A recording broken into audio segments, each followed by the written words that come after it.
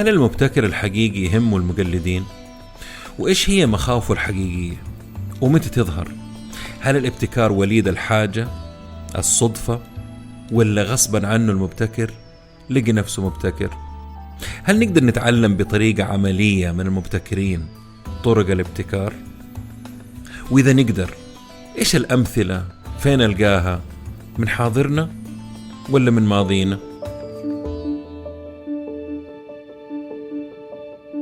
عالم البزنس عالم مثير متغير وله جوانب كثيرة، ولأني بصراحة طفشت من التنظير والتكرار والفلسفة والمثاليات الغير مفيدة، أدور الدروس والمفاهيم الجديدة والعبر من القديمة وتأثيرها على حياتنا. ما قابل غير المفيدين بغض النظر عن شهرتهم. بودكاست عالمي بنكهة محلية، وأهم شيء عملي وعربي. يا هلا وسهلا بالجميع في بودكاست نتكلم بزنس مع ممدوح الردادي. السلام عليكم ورحمة الله وبركاته جميعا وين ما كنتوا، وكل عام وأنتم بخير، وأتمنى من كل قلبي العام القادم يحمل في طياته، حلوة طياته صح، أخبار وعلوم ونجاحات وخير للجميع. جايب لكم 3 قصص ابتكارية، مو بس قصص، كل قصة داخلها تحليل وفصفصة لعملية الابتكار وكيف نقدر نستفيد منها. مو بس كذا، في آخر بودكاست من هذا الميجا بودكاست الثاني راح أضيف عليها بهارات نتكلم بزنس عشان فعلا نقدر نستفيد من تجارب المبتكرون في أي شيء تقوم فيه.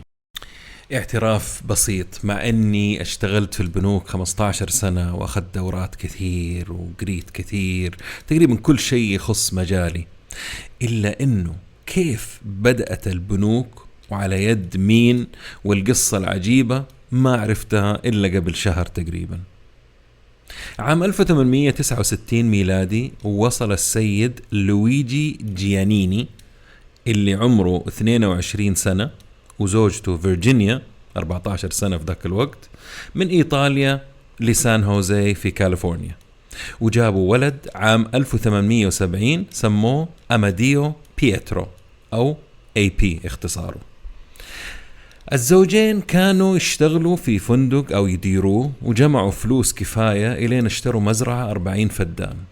لويجي كان مزارع رهيب وكبر البزنس حقتهم وجاهم طفلين على AP. وفي عام 1876 ميلادي صارت مضاربة في المزرعة عندهم مع أحد المزارعين. أنا بتكلم عن الأبو اللي هو لويجي، الضارب مع واحد من المزارعين قدام AP. المزارع هذا اللي تضاربوا معاه كان الخلاف بينهم $1 فقط. خرج المزارع زعلان، رجع في العصر، أطلق رصاصة على أبوه وقتله. المشكلة إنه سبب المضاربة كانت $1 فقط، مما سبب مشكلة للطفل AP وعرفته بطريقة غريبة ومؤلمة إيش الفلوس ممكن تعمل. بعد فترة أمه تزوجت رجل أعمال يعمل في المواد الغذائية أو الفواكه والخضروات بشكل أدق يعني. البزنس حقه ازدهر ومعاه AP جيانيني لما وصل عمره 15 سنة. لا تنسوا إن هذا الكلام كان قبل عالم الثلاجات، يعني لازم زيارة المزارع يوميا عشان تلحق محصولهم وتوزعه.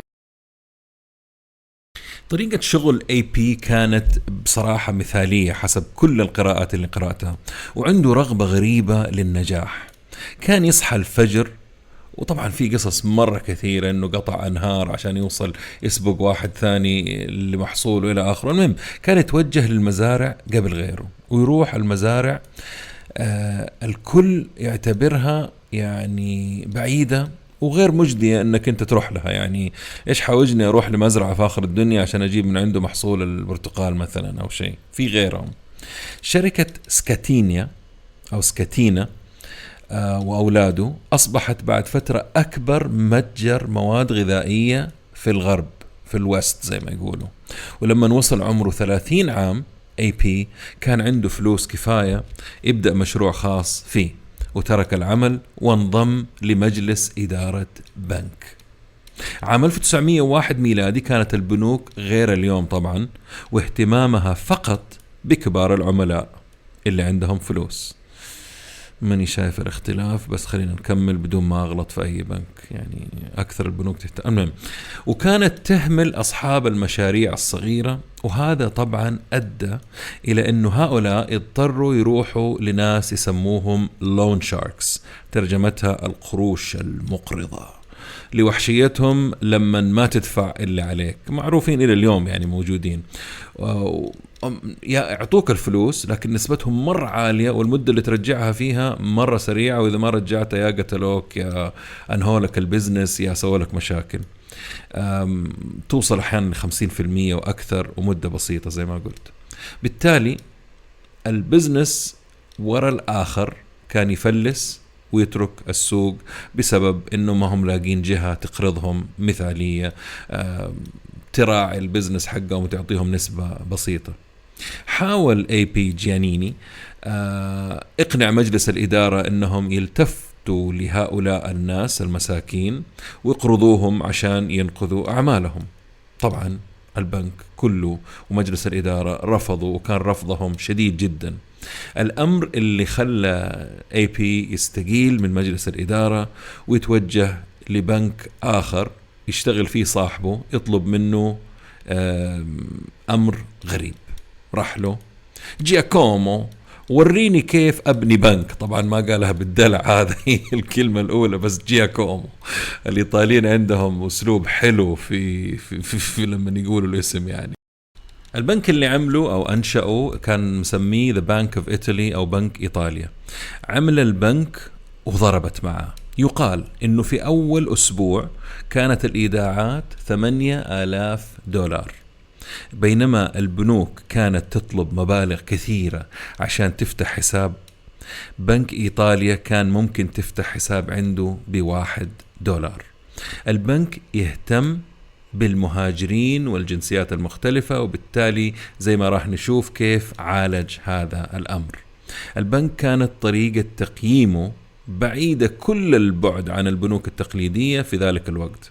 أقدر أقول إنه من أوائل اللي بدأوا الأوبن سبيس offices، اللي هي المكاتب المفتوحة على بعضها، مكتب المدير مع الموظفين وبالتالي مع العملاء، ما في جدار ومكاتب فخمة مخيفة تخوف العميل العادي اللي كان يبغى يستقطبه.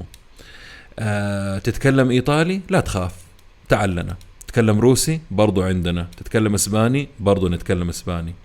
والآن راح استعرض معاكم الأمور اللي عملها AP جيانيني بسبب ثورته على البنوك وجشعهم، وكيف من خلال غضبه وغصبا عنه دخل في مرحلة ابتكار فوق ابتكار، أو رصة ابتكارات innovation stacks. لو دخلتوا جوجل الآن وكتبتوا اسمه راح يظهر لكم شيء عجيب عمله هذا المبتكر أو هذا القيادي أو هذا الرجل صاحب القلب الكبير والمغامر ذو النظرة المستقبلية الريادية.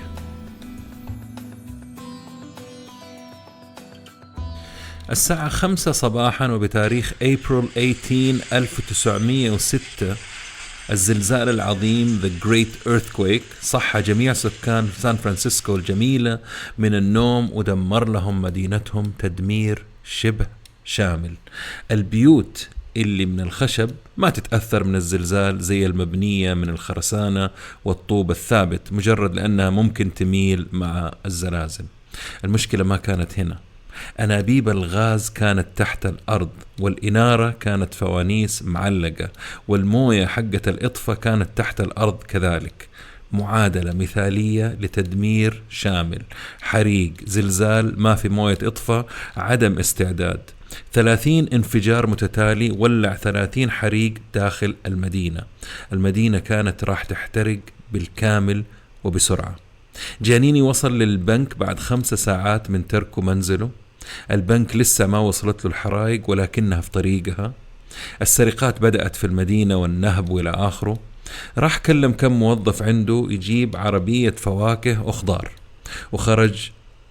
خرج كل الفلوس والذهب والأوراق اللي في البنك وحطها داخل العربية وغطاها بالفواكه وتركها في مكان مزوي. حركوا العربية بعيد عن الحريقة وانتظروا إلين الليل يجي وحركوها لبيته، ودس كل شيء في المدخنة حقت بيته البعيدة عن الحرائق. حتى انه قال انه الفلوس ريحتها بعدها صارت ريحتها برتقال وما خرجت لمدة. بعد يومين من نهاية الحريق وتدميرها تقريبا كل شيء في سان فرانسيسكو، قررت البنوك قرار غريب إنها ما تفتح للجمهور لمدة 6 شهور. في نفس الوقت هذا قرر اي بي إنه ياخذ معه ذهب ودفاتر البنك، ورجع المدينة وبدأ يقرض أي إنسان كان يبغى يعيد بناء مدينة سان فرانسيسكو أو يساعد في بنائها. ومن هذه الحركة تمت تسميته لاحقا بالرجل الذي أعاد بناء سان فرانسيسكو. طيب الآن خلينا نشوف رصة أو سلسلة الابتكارات اللي ابتكرها اي بي جانيني خلال رحلته، وغير بيها تاريخ البنوك للأبد ليومنا هذا. على فكرة، أول الأمور مسؤوليتنا إننا نتخصص في خدمة المودع والمقترض الصغير. نعتبر الموظف أو صاحب العمل الصغير اللي يودع فلوسه عندنا باستمرار أغلى عميل عندنا. فإذا التركيز على العميل الصغير، وهذا يعتبر ابتكار.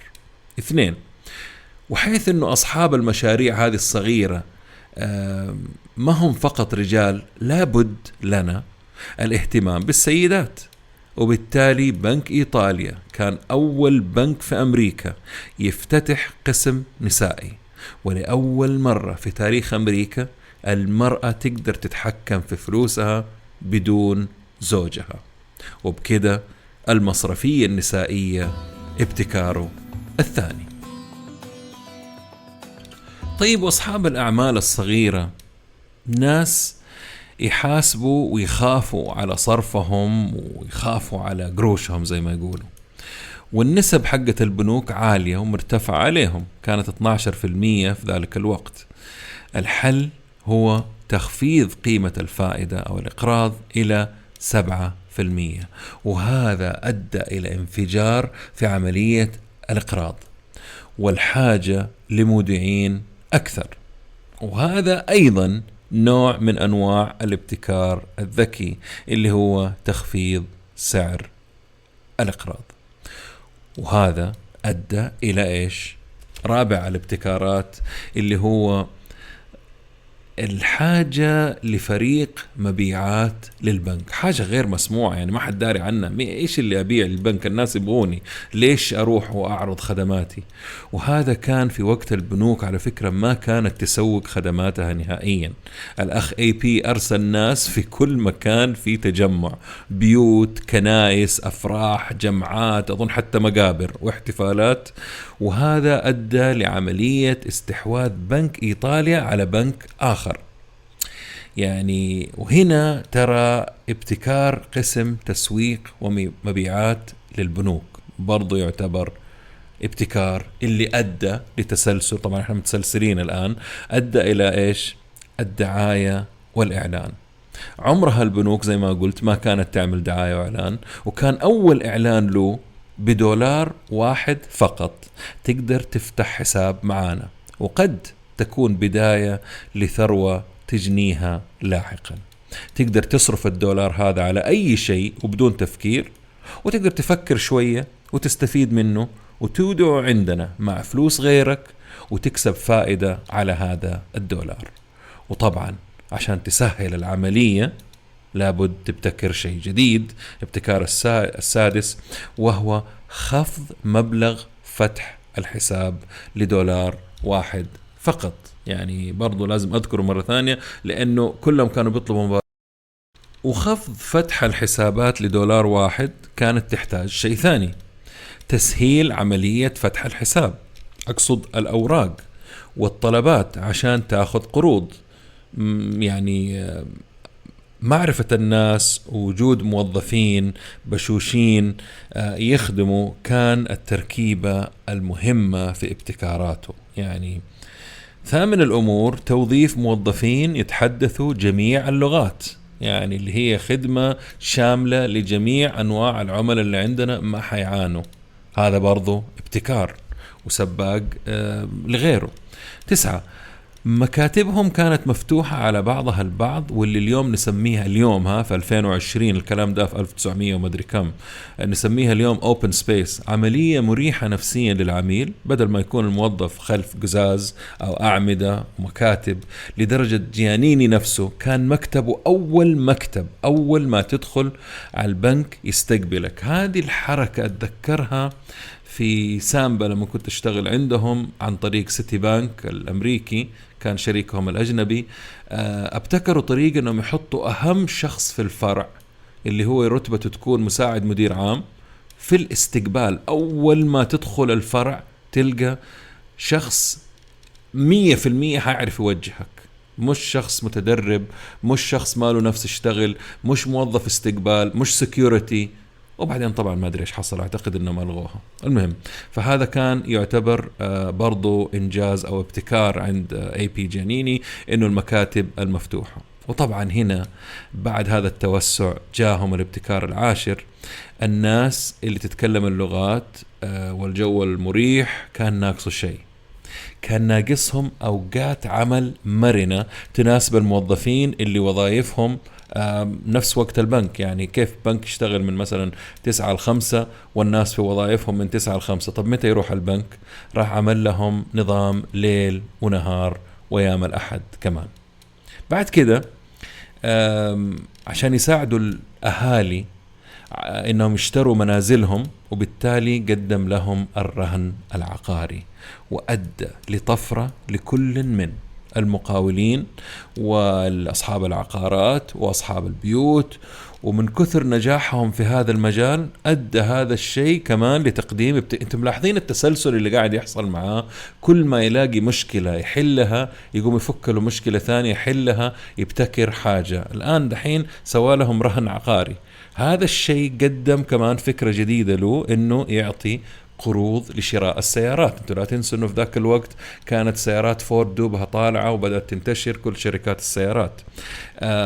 يعني أعطى تسهيلات لكل من قائد السيارة ومعارض السيارات كمان، يقدروا يستفيدوا من السيارة كضمان للسلف. وبعد كده وطبعا هنا برضو طلع لهم شيء جديد أدى إلى الائتمان، لأنهم أصبحوا عندهم قاعدة عملاء كبيرة، وبرضو ابتكار آخر يستفيد منه.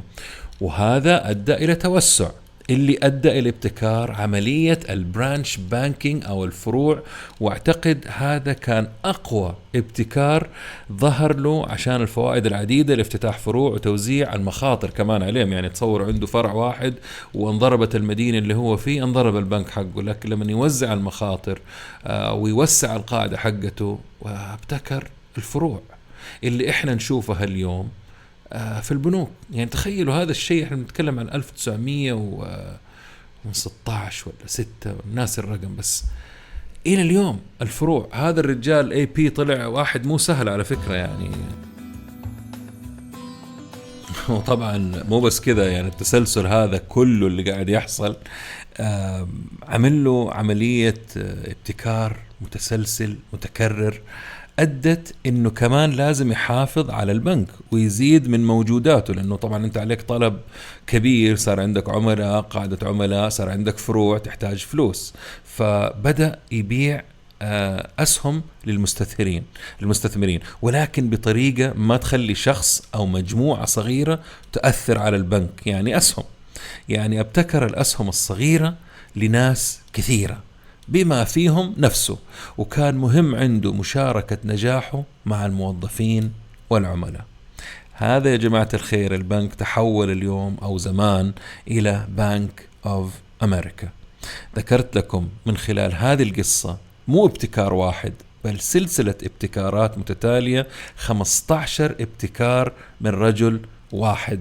15 يعني تسلسل ابتكاري خلينا نسميها، لأنه كان عنده هو مشكلة. الراجل ده شاف مشكلة حلها، لما حل المشكلة طلعت له مشكلة ثانية كان لازم يحلها، وزي ما شفنا بطريقة متتالية. في رأيي المتواضع هذا مثال لشخص ما همه المسميات، يعني مش مهم يكون تاجر أو رائد أعمال أو غيره.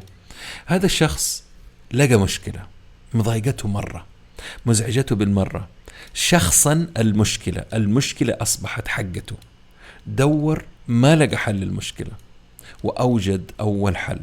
أو خليني أصلح كلامي، بدون ما يدري ابتكر حل، وكل حل ابتكره خلق له مشكلة خاصة ثانية ولقى لها ابتكار. طيب إيش يهمنا هذا الكلام؟ البودكاست القادم إن شاء الله نتكلم أكثر. السلام عليكم.